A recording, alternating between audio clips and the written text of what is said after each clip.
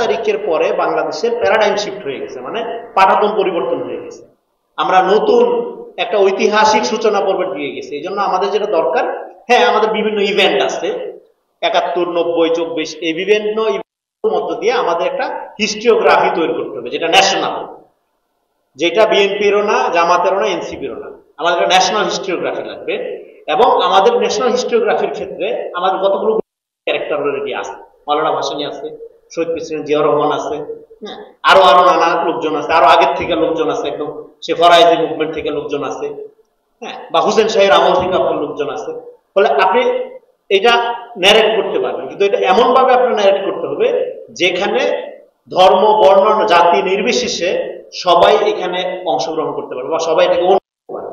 ফলে আপনি যদি সমস্ত বাঙালি কমিউনিটির জন্য বা সমস্ত ভাষা অর্থে বা আপনার গোত্র অর্থে, চিন্তা অর্থে, ধর্ম অর্থে এই ভিন্নতা সত্ত্বেও একটা এমন একটা বাংলাদেশ তৈরি করতে পারে যেটা সে যেখানেই থাকুক সে ওন করতে পারবে, যেটা যেমন ইরানের লোকজন যেমন করে, ইসরায়েল যেমন করে, সে যেখানেই থাকুক ইসরায়েলের ব্যাপারে তার একটা ইমোশন কাজ করে।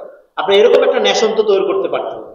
এবং এখন এই গ্লোবালাইজেশনের যুগে নেশন মানে হলো একটা ট্রান্স নেশন, মানে আপনি একটা আলাদা সিঙ্গেল একটা দ্বীপের মধ্যে থাকবেন, ওই দুনিয়ার নাই। ফলে আপনার এই ন্যাশনালিটিকে আপনি যদি একটা গ্লোবাল ফেনোমেনা আকারে রিড করতে না পারেন, তাহলে তো দুনিয়া আপনাকে গুরুত্ব দিয়ে নিবে না।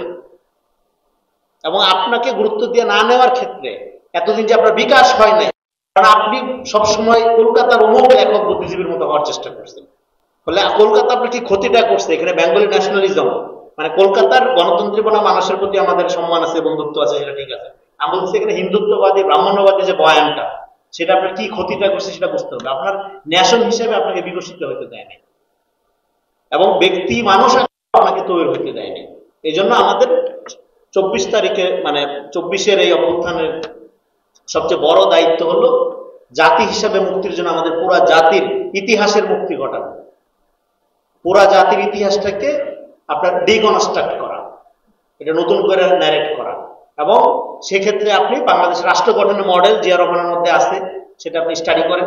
বিএনপির লোক না করুক, অসুবিধা নেই, আপনারা করেন। তো আপনার জন্য মানে spirit of nation and Zia Rahman আপনি একসাথে মিলে যদি আপনি স্টাডি করেন, তাহলে আপনি এখানে আগামী দিনে কিরকম ভাবে বাংলাদেশটা তৈরি করতে হবে তার একটা ফর্মুলা আপনি পাবেন। এই জন্য আমাদের শুরু থেকে আরম্ভ করতে হবে, এবং শুরু থেকে আরম্ভ করার জন্য আমাদের এই পুরো বাকশালী ঐতিহ্যটা ভালোভাবে পড়া দরকার। এবং এই আওয়ামী ইমাজিনেশনের বাইরে ইন্টেলেকচুয়ালি, পলিটিক্যালি, ইমাজিনেশনের দিক থেকে আপনার যাইতে হবে।